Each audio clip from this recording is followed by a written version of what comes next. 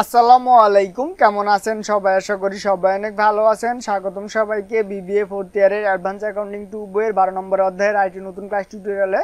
আজকে প্রথম ক্লাস। আজকের ক্লাসে আমরা এই অধ্যায়ের বেসিক নিয়ে আলোচনা করব।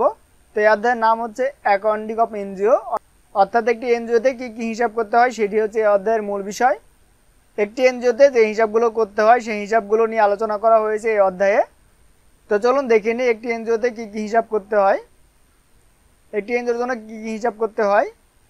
প্রথমে হচ্ছে cash receive voucher, cash payment voucher, cash book, bank receive voucher, bank payment voucher, bank account, daily petty cash book, journal voucher and journal, general ledger, fixed asset register, contract অথবা registration document, attendance register, budget copies of various grant, utilization certificates, copies of consultancy agreement, capital asset approvals, files of original bills of asset purchase, stationery register, file containing bank mandate and authorization signature, quotation file for all purchase, advance payment register, check issue register, cancel check অথবা check register, donation receipt and issue register, other relevant registration paper।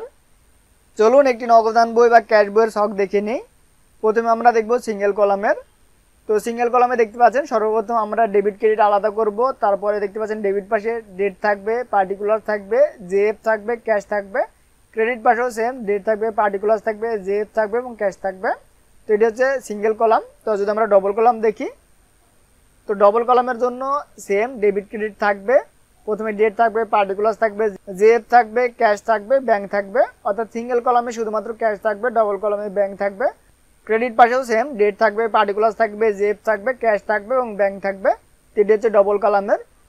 আপনারা যারা commerce ব্যাকগ্রাউন্ডে আছেন তারা আশা করি single column এবং double কলামের cash বুক ছক বানাতে পারবেন। তো আশা করি আপনারা বুঝতে পেরেছেন। যদি বুঝতে কোনো প্রকার সমস্যা হয়ে থাকে অবশ্যই কমেন্ট করে জানাবেন।